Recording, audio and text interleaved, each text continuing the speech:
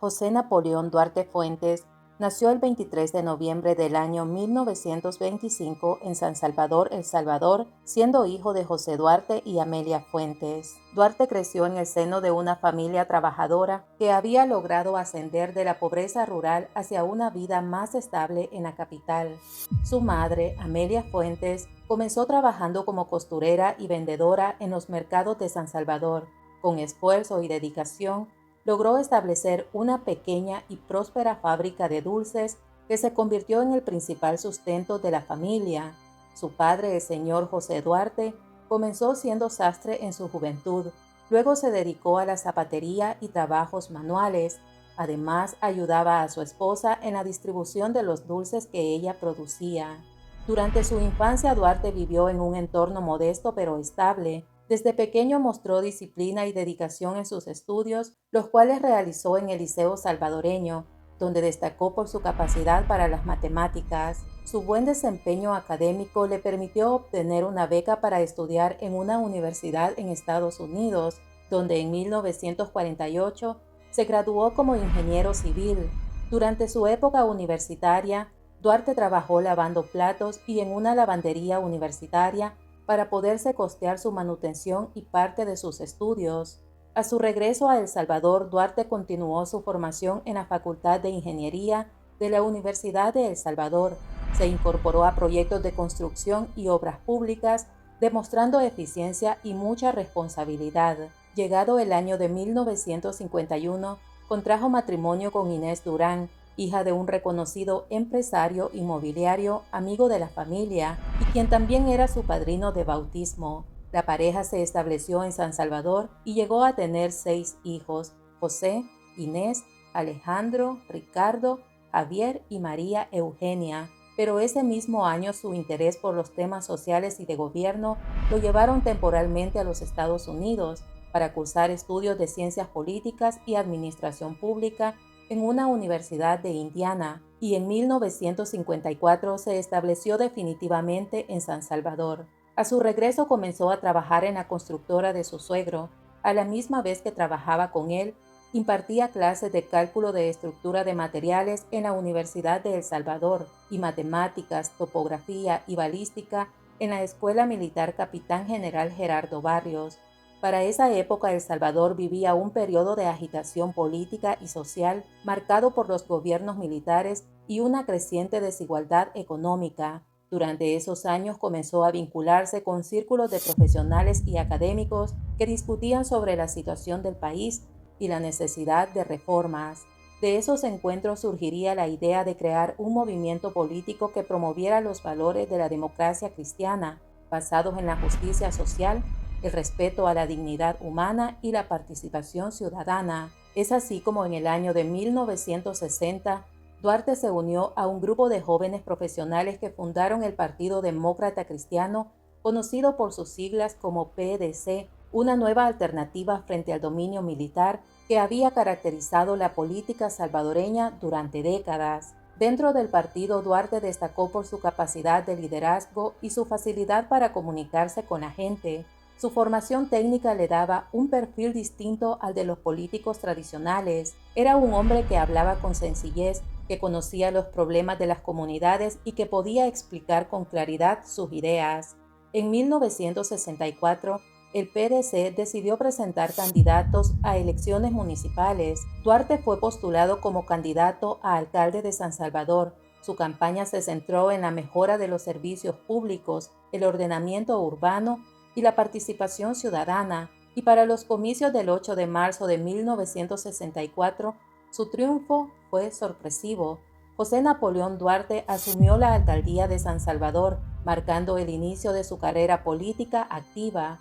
Durante su administración buscó fortalecer la transparencia en el uso de los recursos municipales. El edil solía recorrer personalmente los barrios y conversar con los vecinos para conocer las necesidades. Esa cercanía lo convirtió en una figura popular y respetada dentro y fuera de su partido. Duarte sería reelegido como alcalde el 13 de marzo de 1966 y el 10 de marzo de 1968, consolidando su imagen de funcionario eficiente y honesto. Bajo su administración, San Salvador experimentó mejoras visibles en infraestructura y servicios básicos. Desde la alcaldía mantuvo un discurso centrado en el diálogo, pero sus posiciones reformistas comenzaron a incomodar a las élites políticas y económicas del país. Aún así, su figura continuaba en ascenso dentro del Partido Demócrata Cristiano, que se consolidaba como una fuerza política emergente. Su desempeño como alcalde de San Salvador lo proyectó como un líder de perfil técnico y moderado, capaz de atraer tanto a sectores populares como a profesionales y clase media. Es así como el PDC, fortalecido por su gestión municipal, decidió que Duarte fuera su candidato a la presidencia en las elecciones de 1972. El PDC, junto a los partidos Unión Democrática Nacionalista y Movimiento Nacional Revolucionario, formó la Unión Nacional Opositora, una coalición que presentó a José Napoleón Duarte como candidato presidencial y al coronel retirado Benjamín Mejía como candidato a la vicepresidencia. En las elecciones presidenciales del 20 de febrero de 1972, José Napoleón Duarte se enfrentó al candidato del PCN, el coronel Arturo Armando Molina. Durante el proceso se registraron irregularidades, denuncias de fraude y manipulación de resultados. Según los reportes de la oposición, Duarte y la UNO habían ganado la mayoría de votos, pero el Consejo Central de Elecciones declaró vencedor al candidato oficial, el coronel Arturo Armando Molina, quien asumió la presidencia el 1 de julio de 1972. La inconformidad con el resultado desembocó en un intento de golpe de Estado encabezado por un grupo de militares jóvenes que simpatizaban con Duarte. Sin embargo, el levantamiento fue rápidamente sofocado por las fuerzas leales al gobierno. Duarte fue acusado de haber tramado la conspiración, por lo que fue capturado el 25 de marzo de ese año. Las fuerzas militares lo llevaron a la sede mayor, donde permaneció incomunicado durante varios días. Allí fue sometido a torturas físicas y psicológicas. Diversas fuentes históricas señalan que perdió 3 dedos de una mano a consecuencia de los golpes y sus pómulos totalmente aplastados con el mango de las armas. Las secuelas físicas de aquella detención lo acompañarían de por vida. Posteriormente, un tribunal lo juzgó y lo condenó a muerte por el delito de alta traición, pero las presiones internacionales obligaron a Molina a permitirle que Duarte se exiliara en Caracas, Venezuela. Desde ahí se mantuvo comunicado con sus compañeros de partido y seguía de cerca la situación del país. En Caracas trabajó como ingeniero y dedicó parte de su tiempo a actividades políticas y sociales con comunidades salvadoreñas. Mientras tanto, en El Salvador la situación se deterioraba rápidamente. La crisis social y política se profundizaba y los enfrentamientos entre fuerzas gubernamentales y grupos armados se volvían cada vez más frecuentes. El país se encaminaba hacia una guerra civil que marcaría la historia de toda una generación. En medio de este contexto incierto, Duarte seguía siendo para muchos salvadoreños el rostro de la esperanza democrática. Aunque lejos de su tierra, su nombre seguía presente en la memoria colectiva y en las conversaciones políticas del país. En 1974, Duarte regresó al país, pero fue inmediatamente arrestado y enviado a Venezuela. El 15 de octubre de 1979, un grupo de oficiales jóvenes derrocó al presidente Carlos Humberto Romero. El nuevo gobierno militar buscaba dar una imagen reformista y convocó a distintos sectores civiles para formar parte de una junta de gobierno. Entre los nombres propuestos figuraba el de José Napoleón Duarte, lo que hizo posible su regreso al país. Duarte fue incorporado a la Junta Revolucionaria de Gobierno, que tenía como propósito impulsar reformas sociales y políticas. Sin embargo, las divisiones internas y las presiones de los sectores militares y económicos dificultaron el avance de las transformaciones prometidas. Las violaciones a los derechos humanos continuaron y la situación del país se agravó. En medio de ese ambiente de polarización, la violencia se intensificó, los asesinatos políticos, secuestros y enfrentamientos se convirtieron en parte cotidiana de la vida nacional. En marzo de 1984 se realizaron las elecciones presidenciales en El Salvador, consideradas las más importantes desde el inicio del conflicto armado. José Napoleón Duarte, como candidato del PDC, se enfrentó a Roberto D'Aubuisson, fundador del partido de derecha Alianza Republicana Nacionalista, conocido por sus siglas como ARENA. Aquella campaña se desarrolló en medio de la guerra civil, con altos niveles de violencia y bajo una fuerte influencia de la situación política internacional. Duarte ganó las elecciones con el 53.6% de los votos, convirtiéndose en el primer presidente civil electo democráticamente después de más de 50 años de predominio militar en el poder. Asumió la presidencia un 1 de junio de 1984 en un país dividido por la guerra, con una economía debilitada y con un ambiente social tenso. El gobierno de Duarte contó con el apoyo político y económico de Estados Unidos. A pesar de ello, los problemas económicos y la corrupción dentro de su gabinete generaron críticas constantes. El objetivo primordial de Estados Unidos era que Duarte acabara con el conflicto armado a través del diálogo y sin armas, y así poder sacar de aquel agujero al devastado país. En busca de una salida al conflicto, Duarte sostuvo un encuentro con los jefes del FMLN el 15 de octubre de 1984 en La Palma, Chalatenango. La reunión sirvió únicamente para exponer las posturas de ambos bandos.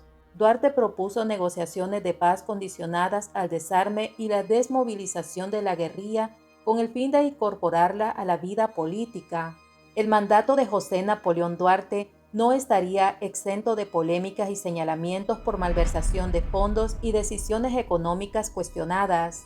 Uno de los temas que más marcó su carrera política fue la reforma agraria, una medida que, según sus defensores, buscaba modernizar el campo y entregar tierras a los campesinos. Sin embargo, para muchos otros, aquella reforma no fue más que una maniobra política mal ejecutada. Se asegura que las tierras expropiadas a los hacendados no fueron entregadas gratuitamente, sino vendidas en pagos a plazos, y los fondos generados no llegaron a los antiguos propietarios, sino que pasaron a manos del Estado. Los críticos afirmaron que detrás del discurso social se escondía un sistema de control político y económico. No obstante, otros sostienen que la intención real de Duarte fue reactivar la agricultura en tierras abandonadas y devolver en partes justicia a los sectores más desprotegidos.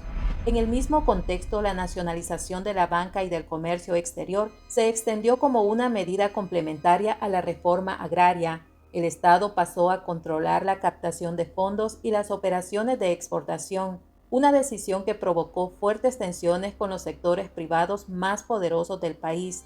Los antiguos propietarios de las instituciones financieras solo podían conservar hasta un 29% de las acciones, limitados a una sola entidad. El Estado tomó el 51% y el resto se ofreció a los empleados. Estas medidas provocaron una ruptura con las élites económicas que llegaron a amenazar con un colapso financiero. Uno de los episodios más polémicos de su administración ocurrió el 6 de marzo de 1988, cuando el New York Times publicó un informe que involucraba a uno de los hijos del presidente Duarte en la malversación de $2 millones destinados a los damnificados del terremoto de 1986. Aquel dinero formaba parte de un programa multimillonario administrado por Conara, cuyo presidente era un socio cercano de la familia Duarte. Las presiones de la embajada estadounidense obligaron a su renuncia.